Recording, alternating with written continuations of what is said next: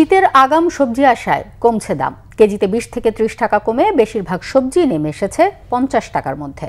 সবচেয়ে বেশি কমেছে শিম, মূলা, ফুলকপি, বাঁধাকপির দাম।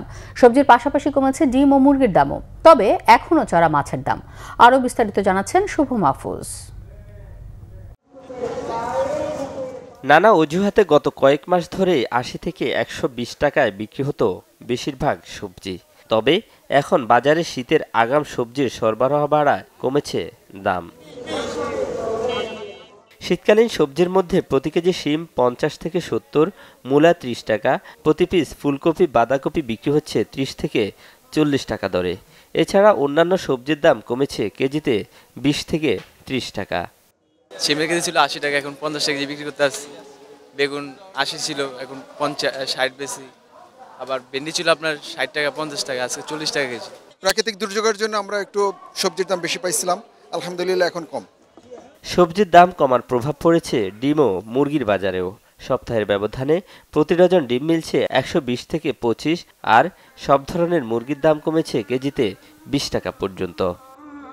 গত সপ্তাহে সোনালী বেচছি 280, 300 টাকা, আর আজকে বেচতেছি 270, 80। ব্রয়লার মুরগি বেচতেছি 170, দেশি মুরগি 550, আর লেয়ার মুরগিটা 300 টাকা কেজি। 30 টাকা 35 টাকা গত সপ্তাহে ছিল, এই সপ্তাহে এখন চলতে আছে লাল ডিম 125 টাকা ডজন, সাদা মুরগির ডিম 120 টাকা, হাঁসের ডিম 210 টাকা ডজন। তবে এখনো কোনো সুখবর নেই মাছের বাজারে। 22 দিনের নিষেধাজ্ঞা শেষে ইলিশের সরবরাহ শুরু হলেও দাম আকাশচুম্বী। অন্যান্য মাছও নেই সাধারণের নাগালের মধ্যে। 1.5 কেজিটা কেজি হলো 250, আর এটি 1 কেজি 101 কেজি, এটির দাম হলো 2400 টাকা কেজি। আর ছোট আছে 3 টাকা কেজি, 2 টাকা কেজি, ওগুলো হলো কেজি 1000। দেশে যে পরিস্থিতিতে দাম হয় আমার তার কিছু করার, সাধারণ মানুষের যে অবস্থা তেমনই চলতে আছে। মাছটা যদি আশা করে নেই তাহলে আর 2-3টা বাজার থুয়া দিতে হইব। এদিকে কয়েক সপ্তাহ থেকে স্থিতিশীল রয়েছে চালের দাম।